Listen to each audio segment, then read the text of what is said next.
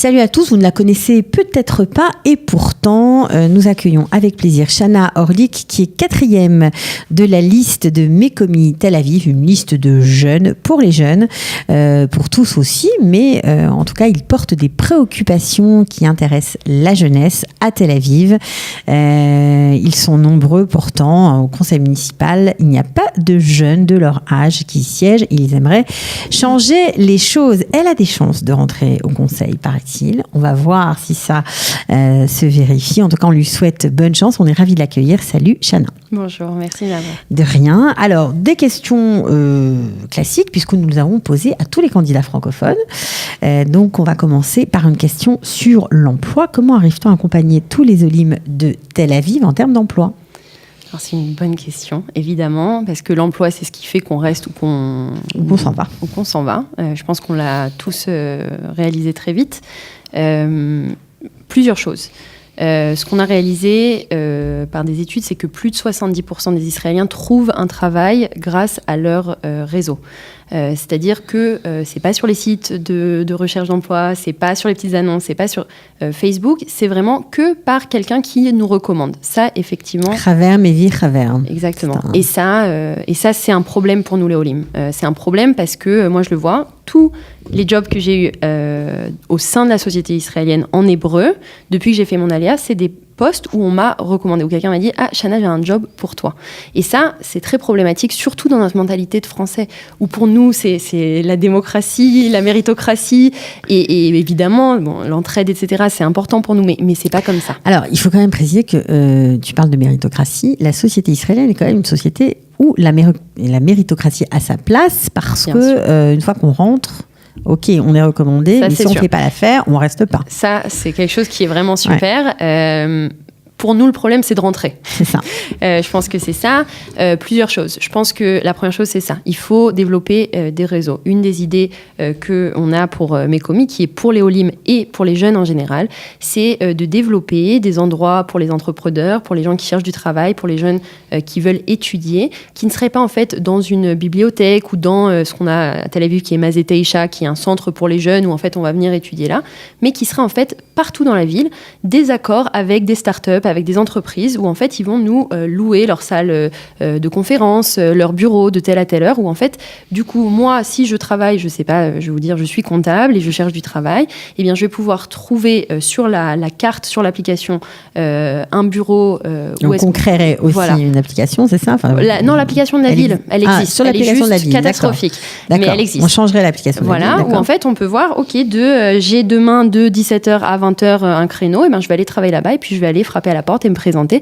Et en fait, en faisant ça, on va aussi développer des liens. Alors, c'est pas une réponse directe, mais c'est sûr que c'est une façon pour les Olim de rencontrer des Israéliens dans leur domaine et pas juste des Israéliens tout court.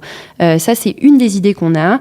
On veut développer ce concept de Mazeteisha et des hubs comme ça pour les Olim, non plus dans un binyan centralisé, un bâtiment centralisé. Ça, pour nous, en tant que jeunes, on le voit, c'est pas l'avenir. C'est pas l'avenir. D'accord, ce serait quoi alors ? Ce serait partout dans la ville avoir des services. Le service juridique va être à 5 endroits dans la ville. Le service de l'emploi va être dans 5 endroits. Et donc, en fait, il suffira d'aller sur l'application et de prendre un rendez-vous et de venir et de parler avec des assistantes sociales, des gens qui vont être des conseillers d'orientation, etc. Et qui vont vraiment pas nous rencontrer comme c'est le cas aujourd'hui dans la mairie de Tel Aviv, une fois pour 80 shekels pendant une demi-heure. Et puis, bon courage à vous. Ça va être vraiment du follow-up. On va se rencontrer plusieurs fois. Et ça va être subventionné par la mairie parce que moi je trouve ça normal que les Olim peut-être payent un petit truc pour un service comme ça, mais c'est pas aux Olim de payer des centaines et des centaines de shekels par mois. Donc, pour ce genre de... vous ferez en sorte de trouver des budgets. Il y a des budgets et c'est ça qui est très important à dire. On a étudié le budget de la mairie de fond en comble et on s'est rendu compte que en fait c'est une question de priorité. Je vais vous donner un autre exemple, on en parlera sûrement dans le logement, mais c'est un choix. La mairie de Tel Aviv a le plus gros budget de toutes les mairies d'Israël, c'est 6 milliards de shekel par an. Et c'est un budget où, en fait, je me rappelle, moi, j'ai fait mon alia 2 semaines avant les dernières élections municipales. Et on m'avait tout de suite des amis qui avaient fait leur alia depuis des années m'ont dit, viens, on va rencontrer le maire Ron Hulday qui se représente et qui nous a promis qu'il développerait des fonds et des trucs pour les Olim. Ok, super. Donc moi, je l'ai entendu nous dire à un petit groupe de 15 Olim, c'est ce qui va se passer. Alors oui, il s'est passé certaines choses. Il y a des services en français qui sont super d'ailleurs de la mairie de Tel Aviv, etc. Mais bon, c'était pour faire un V sur son agenda. Il n'a pas vraiment développé ce qu'il pouvait développer. Il n'a pas utilisé tout le budget. Pourquoi ? Je sais pas, parce qu'on fait pression, on demande, parce que c'est pas sa priorité. La même raison pour laquelle nous, en tant que jeunes, on veut siéger au conseil municipal, c'est de la même façon qu'il faut des gens qui vont nous représenter au conseil municipal. Ok. Alors, ça c'était la question sur l'emploi, une question sur l'éducation maintenant. Comment régler le problème des adolescents après les heures d'école ? Alors c'est une bonne question. Oui, parce que les ados traînent. Je vais vous dire très honnêtement, l'éducation, c'est un des points qu'on trouve être essentiel à Tel Aviv. Maintenant, c'est pas un des points qui est les plus centraux dans notre programme. Pourquoi ? Parce que nous, on souhaite représenter les jeunes entre 17 et 35 ans, à peu près 30 plus, de jeunes qui sont donc un tiers de notre ville. Et donc, la question de l'éducation, on va être confronté à elle par l'université, par les lycéens, puisque 17 ans, c'est les lycéens. On n'a pas tablé sur ce sujet, ce thème-là. Mais je vais vous dire ce qui est essentiel pour nous et qui répond à cette question. C'est le mot communauté. Ce qu'on souhaite développer avec mes commis, c'est quelque chose qui existe de façon privée aujourd'hui. Ce sont des centres communautaires. Alors, vous avez soit les centres communautaires de la mairie, qui sont super, mais qui ne sont pas une maison, c'est-à-dire on vient pas après l'école voir nos potes là-bas, c'est pas le cas, on vient pas après le travail boire un verre. C'est ce que vous voulez faire. Nous, c'est ce qu'on veut faire, et encore une fois, des maisons des jeunes en fait. Des maisons des jeunes où en fait les âges vont se rencontrer, les jeunes vont pouvoir aussi, on veut développer un programme de mentorship, de solidarité avec des gens qui sont dans le même domaine que vous et qui vont pouvoir vous aider parce qu'ils vont vous rencontrer. Donc on va faire ça de façon institutionnalisée avec des bourses, budget qui existe aujourd'hui à la mairie. Même pour les jeunes ados ? Oui.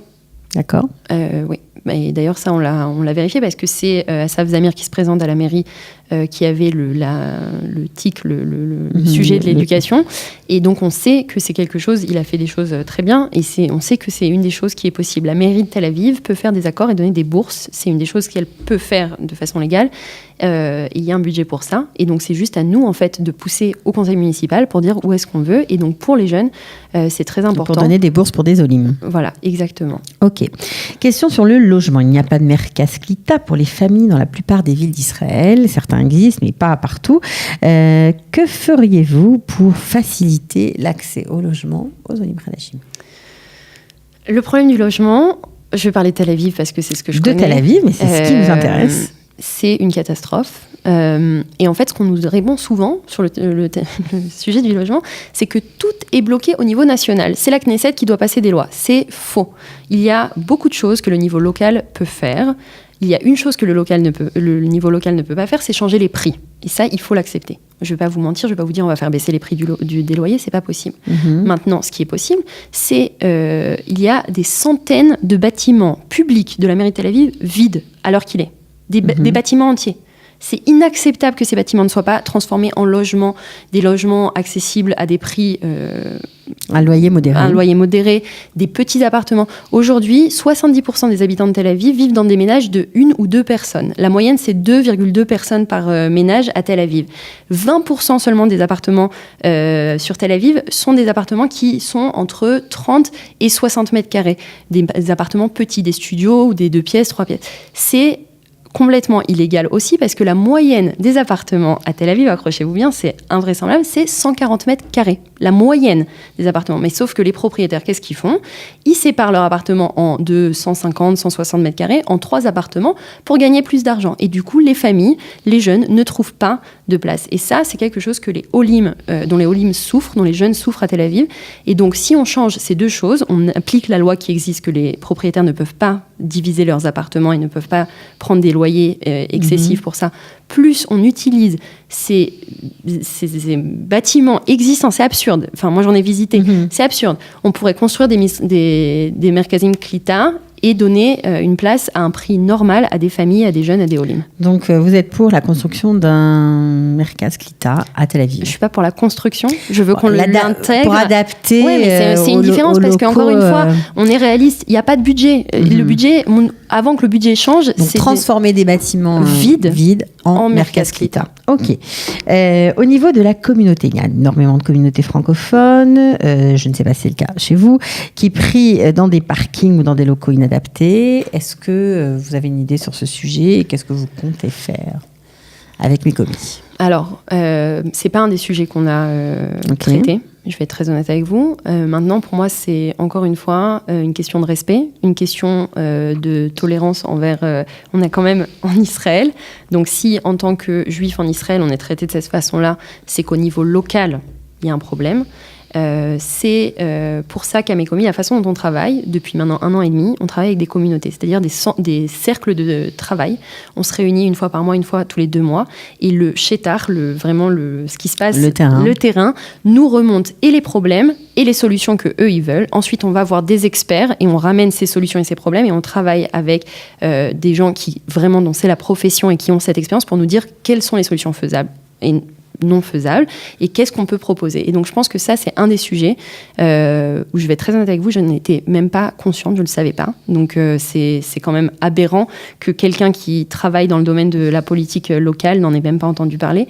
Et je ne sais pas si c'est le cas à Tel Aviv, mais bon, je pense qu'il doit y avoir j'en avais entendu parler, pas à Tel Aviv. Qui galèrent un peu, je pense. Donc, ça, c'est des choses et je pense que... En tout cas, peut-être même faire construire des synagogues, c'est pas toujours évident d'avoir des ishurim ou réouvrir des synagogues fermées, c'est pas simple. Exactement. Donc ça, je pense que c'est typiquement là où nous, Mekomi, où on n'est pas un parti politique, on est vraiment du bas vers le haut, on travaille et c'est ce genre de problèmes qui peuvent être résolus justement grâce à cette méthode et en travaillant avec des partenaires dont c'est la réalité au quotidien, parce qu'eux connaissent vraiment leurs problèmes. Ok, alors une question sur la culture. Est-ce que vous proposez de promouvoir la culture française en Israël?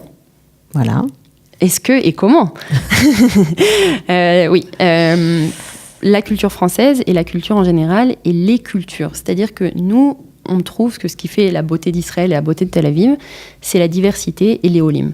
C'est-à-dire que chaque communauté a sa propre culture. Et aujourd'hui, la culture qu'on voit à Tel Aviv, en tout cas, c'est une culture extrêmement uniformisée. Et pour moi, les marathons, c'est super, mais c'est pas la culture.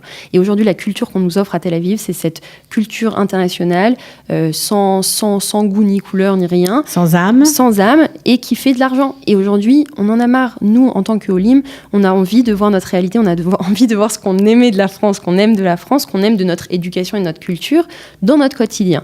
Et ça va se voir sur plusieurs projets qu'on veut mettre en place, des projets très concrets. Déjà, développer des bourses pour les artistes et les entrepreneurs sociaux locaux, c'est-à-dire vraiment donner des espaces, de l'argent, des possibilités. Aujourd'hui, il y a un truc complètement absurde qui se passe, c'est que les jeunes vont à Givat-Haïm et à Ramat Gan demander des bourses d'artistes pour développer leur culture, ce qui est absurde quand on sait que c'est 6 milliards de shekels le budget de Tel Aviv. Au-delà de ça, on veut utiliser les espaces vides, publics, pour développer des expositions, des pièces de théâtre, des répétitions, des galeries, etc., pour que la culture française, en fait, et les cultures, en fait, fassent partie de notre quotidien, qu'on puisse rentrer dans comme on le faisait, moi je le faisais à Paris, je rentre, je vois une galerie, je peux rentrer et demander « Ah, vous êtes des Français, vous avez fait votre aliyah quand? C'est quoi votre culture ?» Et ça va aussi apporter des mix. Ce sera une culture française aussi mélangée avec notre sionisme, notre identité juive, et ça va être quelque chose de nouveau. Ce ne sera pas que la culture française d'avant, mais ce sera notre culture mélangée avec notre réalité, parce qu'on sera les bienvenus. Et ça, c'est important. Et le troisième projet qu'on veut mettre en place, c'est aussi les prix. La culture, même quand elle existe, moi j'ai voulu aller à plusieurs initiatives de Français à Tel Aviv, de culture française, et ça coûte cher. Et c'est normal parce qu'il y a des coûts très élevés, mais c'est à la mairie de subventionner pour les familles, pour les jeunes, pour des parties de la société qui n'ont pas forcément les moyens une culture qui est accessible. Voilà. Donc à la fois le contenu, développer le contenu de culture diversifiée et à la fois l'accessibilité à cette culture. Ok, une question posée par une auditrice, Shoshana Bechar, toujours la même. Peut-on faire en sorte que le français soit traduit dans toutes les institutions de votre ville ? Et oui, ça c'est une de nos priorités. Tel Aviv, c'est quand même la ville la plus internationale. On s'en ravit, on en parle tout le temps comme d'une fierté. Et pourtant, on n'a aucun accès. Le site internet en français, s'il existe, il est catastrophique.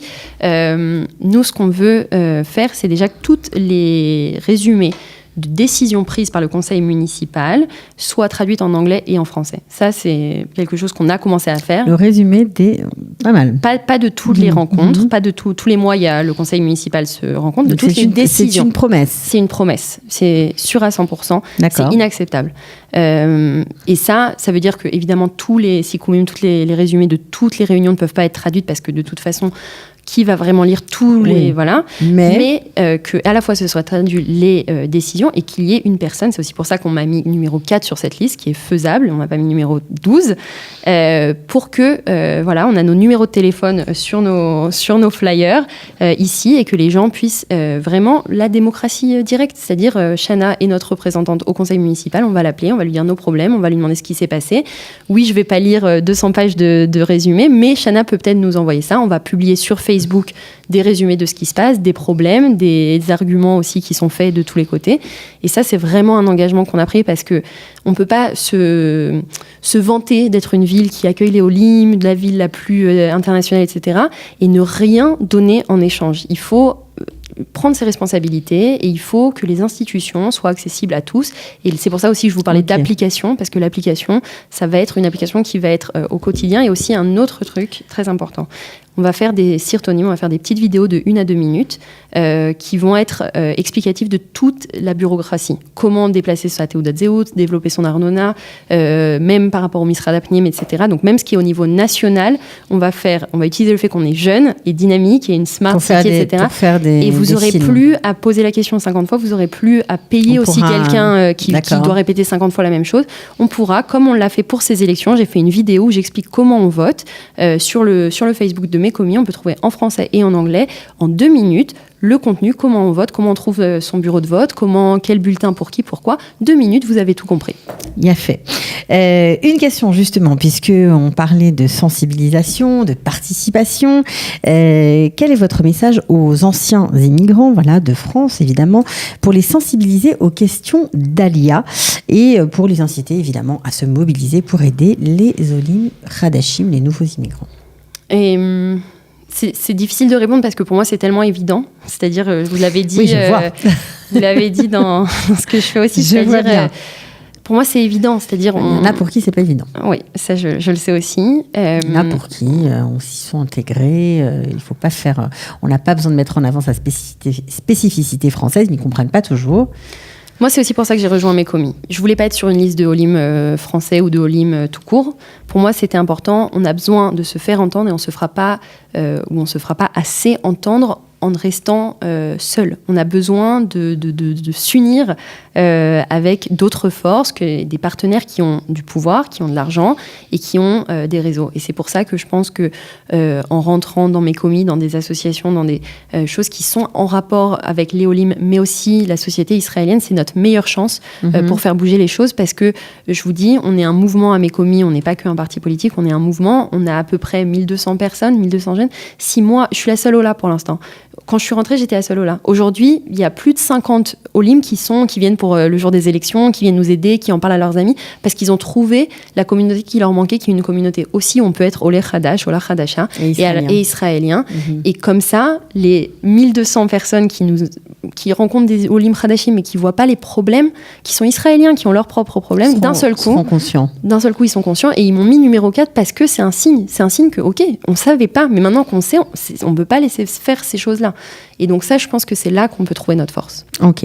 Dernière question. Les chiffres de l'Alia sont en baisse constante. Que souhaitez-vous faire pour encourager les Olim de France à venir s'installer en Israël et bien évidemment, plus particulièrement à Tel Aviv? Déjà, je pense que tout ce que je vous ai dit, si on le change, ça va déjà donner une meilleure intégration à Tel Aviv. Okay. Maintenant, je vais vous donner une réponse qui est un peu différente. Je pense qu'il faut une éducation honnête et réaliste. Je pense que notre sionisme, il est passionné, passionnel, tout ce que vous voulez. En France, on est sioniste, on aime Israël et on veut venir vivre ici. Mais ce manque de réalisme par rapport à la difficulté de l'intégration ici, qui maintenant commence à se faire sentir, c'est aussi ce qui fait que les gens repartent. Moi, j'ai grandi dans un mouvement de jeunesse où c'était le kibbutz et la chaloutsiout et le pionnier et le machin. Je suis arrivée ici, je suis allée travailler dans un kibbutz. Enfin, c'était une catastrophe. Je travaillais dans les champs avec des Philippins. Y avait plus. Enfin, c'était une réalité qu'on m'a pas décrite. Et je pense que notre éducation dans les communautés juives en France, elle doit être réaliste. Elle doit commencer. L'éducation à l'Alia doit commencer avant. D'accord. Donc une éducation à l'Alia plus moderne. Oui, plus moderne, toujours aussi idéaliste, parce que c'est ce qui fait qu'on est sioniste, c'est ce qui fait qu'on fait notre Alia, mais ancré dans la réalité, avec des intervenants israéliens qui, quand ils viennent en visite, il faut les rencontrer, il faut leur parler de ça, des Olim qui sont des ambassadeurs. Donc ça se passe là-bas pour vous, d'abord. Pour moi, ça se passe d'abord là-bas. Quand moi, je rentre en France et qu'on m'invite dans les mouvements de jeunesse ou au CRIF, ou etc., à parler de mon Alia, je dis les choses exceptionnelles, mais je dis aussi les choses dures. Et je dis, c'est en sachant ça, parce que moi, j'ai eu cette chance d'avoir des amis à moi qui avaient fait l'Alia avant, qui m'ont guidée dans les erreurs à ne pas faire, dans les choses. Il faut créer des communautés qui sont plus préparées à la réalité de l'Alia. Après, tout ce qui va être politique nationale, etc., c'est moins mon domaine d'expertise, donc je ne vais pas rentrer là-dedans. Je pense que ça se prépare avant. Et ici, l'important, c'est de construire des communautés. On est, en tant que juifs français, on a grandi dans des communautés, c'est ça qui fait notre identité. Ici, on arrive et on est seul. Et à Tel Aviv, je le sens, ça nous isole, c'est des grandes villes. La vie va vite, on n'a pas le temps. Et oui, on se retrouve à Shabbat, mais il faut construire des structures qui nous permettent au quotidien l'entraide.